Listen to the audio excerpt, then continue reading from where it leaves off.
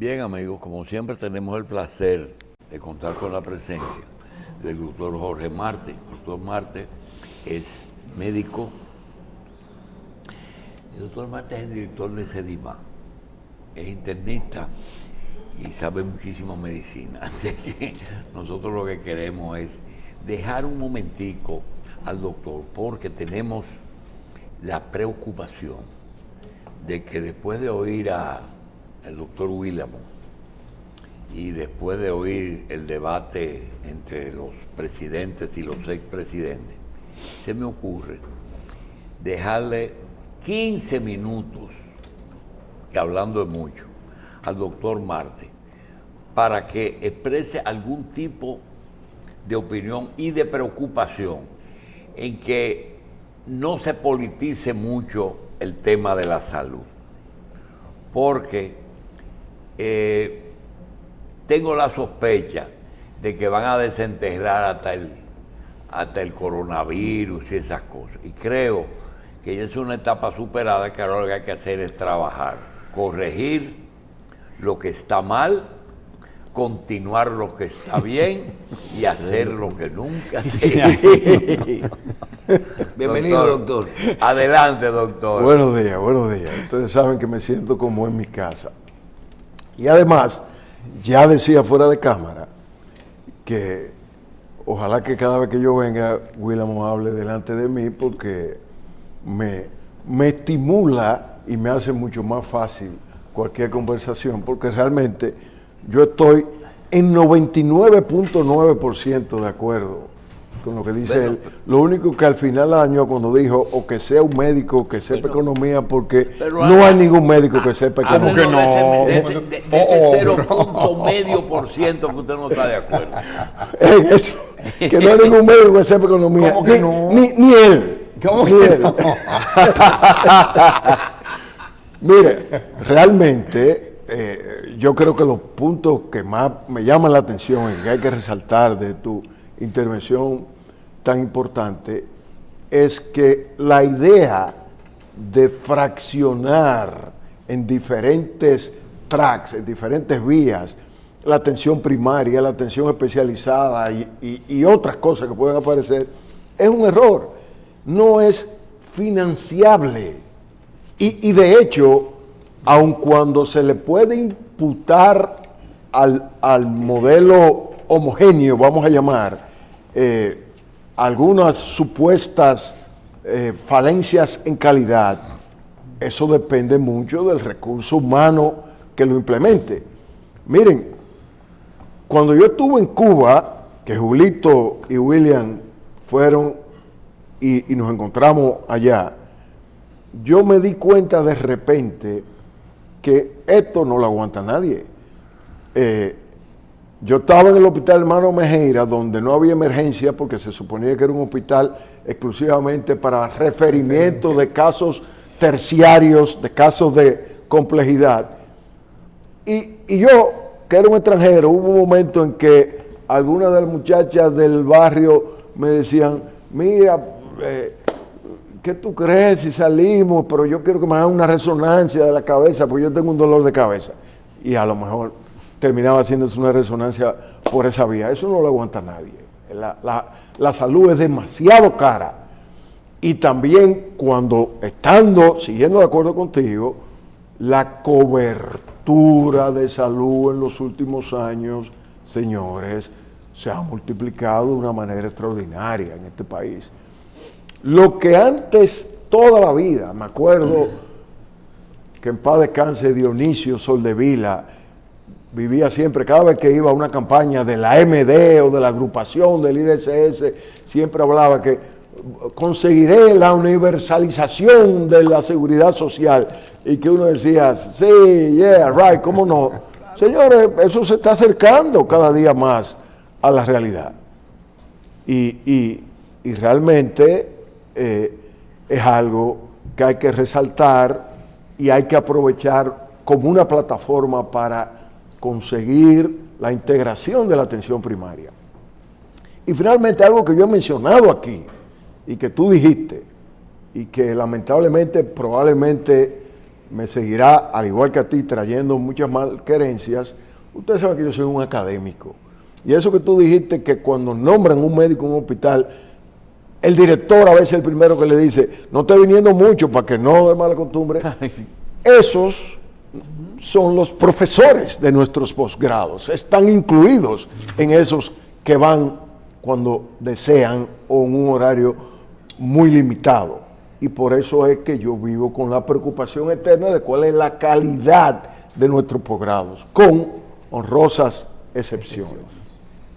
Amplío un poquito eso que tú dijiste ahí, porque nosotros tenemos unos modelos que fueron creados con fondos públicos, vamos a llamarle así, que funcionan, pero funcionan porque hay un cumplimiento de horario, hay un cumplimiento de indicadores y metas que se ponen esas instituciones. Le llamamos los hospitales de autogestión.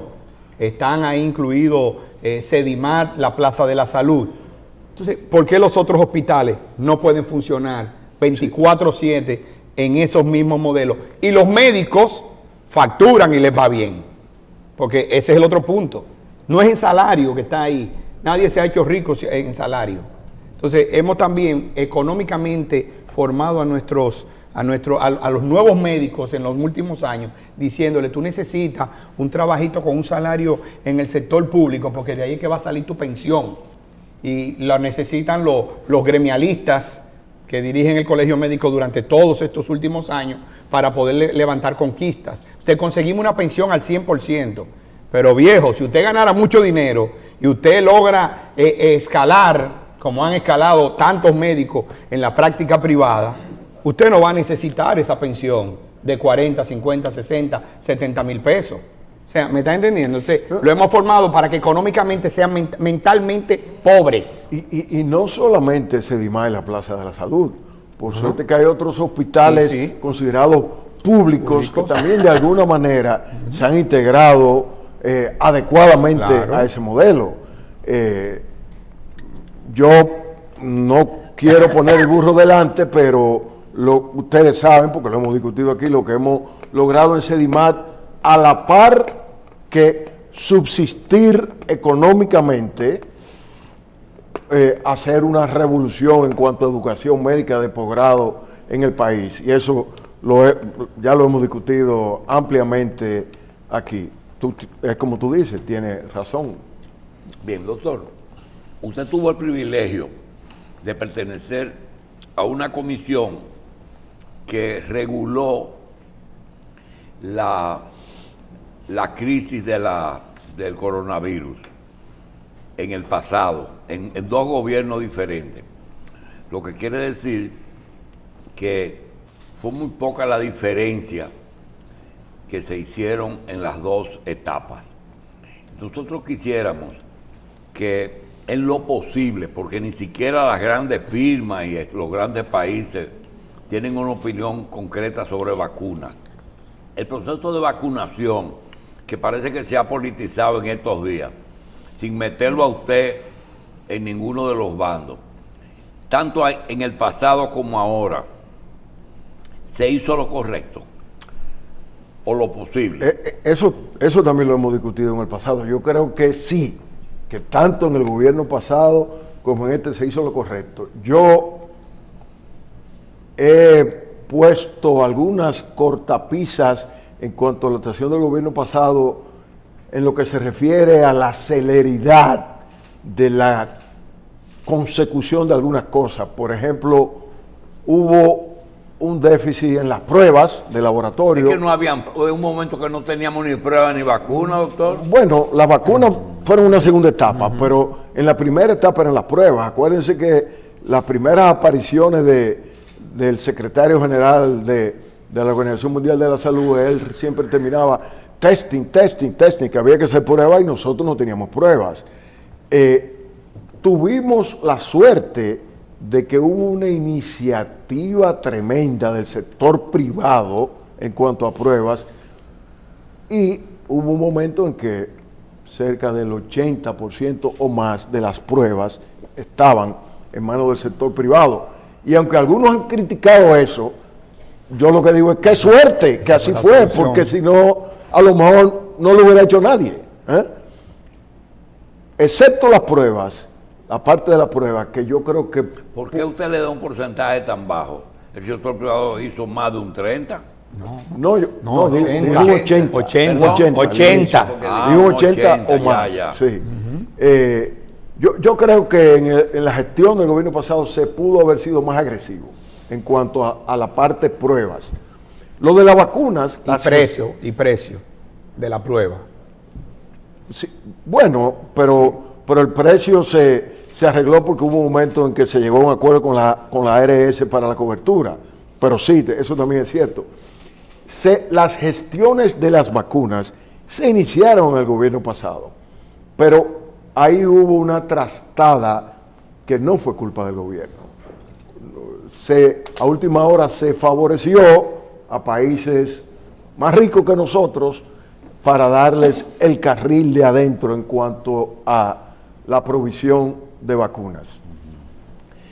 Pero creo que tú te refieres cuando hablas de política y con la introducción que tuvieron a la controversia, la discusión o parte de ella entre el presidente Luis Abinader y el expresidente Leonel Fernández.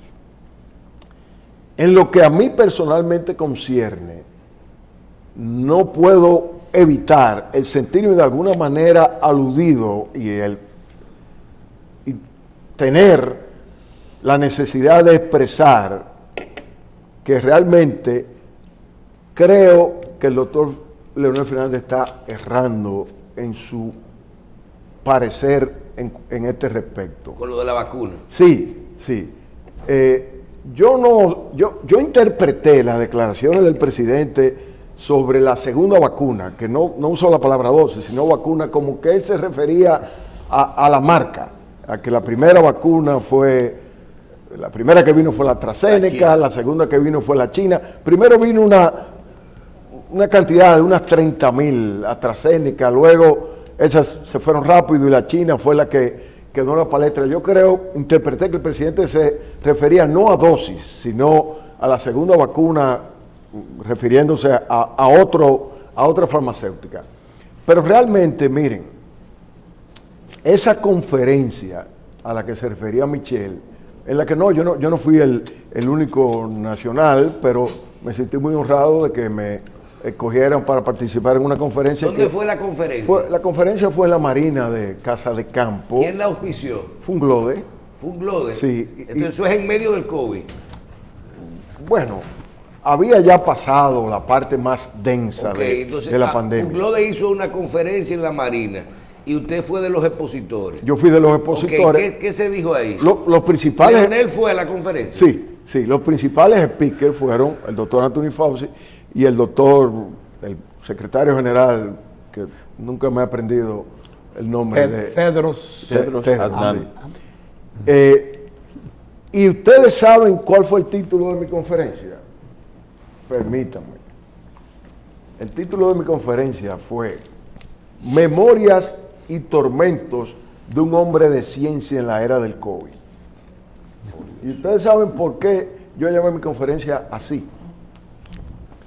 Porque yo lo que intenté y creía haber logrado, incluso creía haberlo logrado con el doctor Leonel Fernández, era que se entendiera que los hombres de ciencia, que somos tan exigentes con el peso de la evidencia, en que a mis residentes y a mis fellows yo les digo, no hay que creer todo lo que tú lees. La lectura y la interpretación de la literatura médica tiene que ser muy crítica. Sin embargo, el COVID de repente nos agarra y tenemos que modificar lo que hasta ese momento nosotros teníamos como una impronta intocable. La evidencia tiene que tener un cierto peso, los estudios tienen que ser de decenas de miles de pacientes, aleatorios, doble ciego. Señores, no había tiempo para eso. Y por eso, gente como yo y gente como muchos otros, estábamos confundidos. porque nos habíamos pasado toda la vida exigiendo una evidencia que de repente, de sopetón, en este momento no nos podíamos dar el lujo de exigir. Y fíjense una cosa. De ahí las discusiones de los tratamientos, Sí. que si la hidroxicloroquina, los tratamientos que tuvimos que algunos de ellos los asumimos para luego darnos cuenta en retrospectiva que había sido un error. Claro.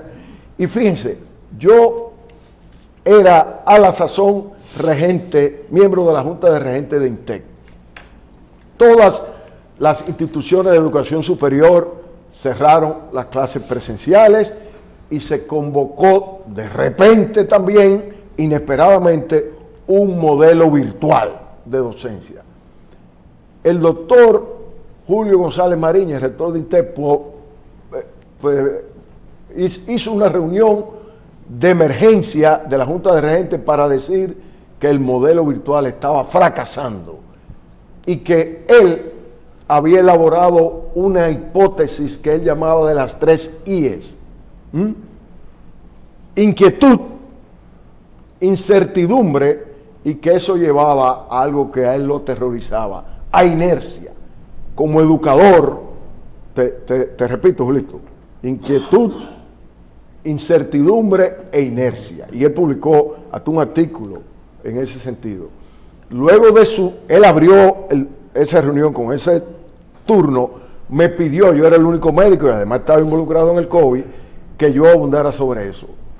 Y yo le dije, rector, ¿y por qué no complementamos esa hipótesis suya, quizá realísticamente pesimista, con una un poco más optimista, y le agregamos unas cuantas IES como inteligencia acompañada de instinto, un instinto inteligente, porque por más hombres de ciencia que fuésemos, tuvimos que dejar pasar el instinto en ese momento. Un instinto que por suerte fue inteligente y que llevó a iniciativa, otra I, y finalmente la cuarta I, innovación. Yo no lo pensé así cuando nosotros comenzamos con el modelo de atención antes de iniciar el COVID en Sedimar. Le he puesto esas 4 I en retrospectiva, pero ese modelo que aplicamos fue el que yo entiendo que hizo que el presidente Medina nos llamara a formar parte de la comisión de COVID, siendo el único que no era funcionario del gobierno, que era miembro de esa comisión. Y como yo, desde el gobierno anterior, pero realmente el planteamiento de la tercera dosis se hizo en el gobierno actual y el presidente Abinader me confirmó en el cargo, y yo fui una de las personas que más públicamente y más también dentro de las 4 paredes del palacio, más expresaba la necesidad de la tercera dosis, no basado en un empirismo absoluto, como dice el doctor Fernández, sino que aunque no se habían publicado, ya había la experiencia, se había hecho pública la experiencia de que había centenares de miles de pacientes que se habían aplicado la tercera dosis y que había una diferencia aritmética entre que te diera COVID y que te diera más o menos grave entre el que no tenía ninguna dosis, más que el que tenía una, más le iba peor que el que tenía una, al que tenía una le iba peor que al que tenía 2, y al que tenía 2 le iba peor que el que tenía 3. Sí había evidencia. Y no fue entonces la divina providencia la que hizo que eso saliera bien, sino la evidencia. ¿Evidencia perfecta? No. Y ya he dicho en mi introducción por qué no podíamos ser tan exigentes. Pero lo que más llama la atención es que yo no solamente había dado una conferencia, sino que yo había escrito eso en una revista. ¿Qué revista es esta? Revista Global, aquí está. Ese de la Fundación Global. O sea, que realmente, pues, por razones de que yo era la persona que estaba más en la palestra en el COVID, yo había explicado eso. Tú me preguntas si el doctor Fernández estaba presente. De hecho, yo lo aludí en mitad de mi conferencia. Yo dije, la tercera dosis, fíjense cómo ha resultado, aun cuando en un momento usted y yo, presidente, discrepamos. Yo lo aludí personalmente en ese momento. Y publiqué en la revista de la Fundación Global parte de lo que estoy diciendo ahora mismo. O sea que realmente no fue la divina providencia, aunque si vamos a eso, en cualquier medicamento, cualquier vacuna que tú hagas, la divina providencia a lo mejor juega algún rol, porque la única manera de tú comprobar la efectividad y la seguridad de cualquier intervención terapéutica es el tiempo, finalmente. Entonces yo siendo que yo estuve tan públicamente identificado con la tercera dosis, yo me he dado por aludido con eso de que la tercera dosis fue algo completamente empírico y que por la divina providencia salió bien. Discrepo totalmente del presidente Fernández en ese sentido. Bien, doctor, nosotros no queremos meterlo en otras cosas porque todavía tenemos el tiempo disponible, pero yo quisiera que usted nos dé una ñapita en un periodo político de un nuevo gobierno en que usted sabe bien que la política a veces condiciona algunas disposiciones de salud, tanto en la seguridad social como en la medicina privada. El periodo que se inicia ahora, ya sin coronavirus, y teniendo en cuenta que estamos en un país que no es un país desarrollado. Nosotros tenemos déficit presupuestario porque producimos menos divisas de las que requerimos. ¿Qué cosa le gustaría que se implemente para mejorar un poquito la salud en estos 4 años? Mira, la causa más frecuente de muerte en prácticamente el mundo entero, hay ciertas áreas del África subsahariana donde todavía quizás las infecciones juegan un rol, pero la causa más frecuente de muerte es cardiovascular. Y sin ningún género de duda, es ahí donde el país ha avanzado más en términos de salud. Ha avanzado tanto que a veces exageramos, y también tú habías tocado ese tema de que hay tratamientos invasivos del cual quizás abusamos en algún momento. Entonces, siendo que hemos mejorado tanto en salud cardiovascular, ¿qué cosas debemos mejorar? Mira, cáncer. En el cáncer nosotros tenemos un largo trecho que recorrer. Tú me has preguntado a mí antes aquí sentado que qué porcentaje de casos que antes tenían que viajar al exterior ya no tienen que hacerlo, y yo te he dicho que aproximadamente el 95% a grosso modo se puede resolver en el país. Eso puede variar, hay un margen de error hacia abajo o hacia arriba, pero yo pienso que la mayoría de ese alrededor del 5% tiene que ver con cáncer.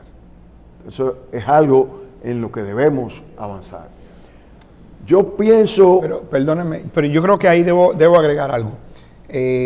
Los tratamientos oncológicos son muy estandarizados en el mundo entero prácticamente. O sea, obviamente hay pruebas diagnósticas que pueden orientar la conducta un poquito más a este medicamento, a esta combinación, pero creo que en República Dominicana tenemos muy buenos oncólogos y tenemos también prácticamente disponible casi toda la medicación que se necesita.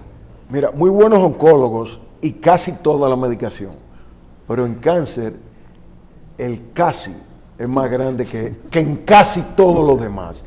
¿Tú sabes por qué? Porque antes se hablaba de cáncer, después cáncer de pulmón, cáncer de estómago, cáncer de páncreas, después adenocarcinoma versus carcinoma escamoso. Ahora, la mayoría de los cánceres hay que hacerles estudios genéticos, cromosómicos, porque muchas veces de esos resultados depende el tratamiento que vamos a dar más dirigido. Entonces, ese tipo de estudios, la mayoría de ellos hay que enviarlos aún fuera del país, y hay algunos medicamentos que no tenemos la versatilidad que uno quisiera en cuanto a la disponibilidad. Lo otro es trasplante de órganos. Trasplante de órganos. Hasta ahora nosotros casi... Sí, pero justamente eso, doctor, es de los temas que el doctor William y yo le tenemos guardado. Usted tiene que venir porque hay una contradicción que no se habla ni se quiere hablar, y es lo siguiente. ¿Qué quiere el hombre moderno? Vivir más y vivir una mejor calidad de vida, pero vivir más años en mejores condiciones. ¿Qué quiere la seguridad social? ¿Qué quieren los gobiernos? No quieren parásitos, no quieren gente de más, no quieren que no produzcan. Entonces, cuando usted viene a ver, incentivan la longevidad, es decir, quiero vivir 100, 200, pero por otro lado, no podemos pensionar una persona a los 60 años para que se pase otros 60 jubilados. De eso nosotros vamos a hablar después, eso usted sabe. Bueno, pero lo otro es la atención primaria. Sí, está yo bien. creo que esas son las tres patas en las que nosotros tenemos que echar hacia adelante. Sí. Ahí, ese es otro tema, revertir el asunto. No le toque esa tecla, doctor. No le toque temas que usted habló ahora. En la costilla. Yo lo quiero llevar a atención primaria y que la consulta, la diarreíta, la hipertensión, eso lo pague el paciente directamente. Eso es lo que yo quiero. Sí. Eso es lo que yo quiero. Igual que cuando él dice el asunto de los médicos, yo estoy con la socialización, pero te voy a decir una cosa. ¿Y qué tú vas a hacer con los médicos que quieren ser ricos? No, que se dediquen a la práctica privada. Hablamos, doctor. Gracias.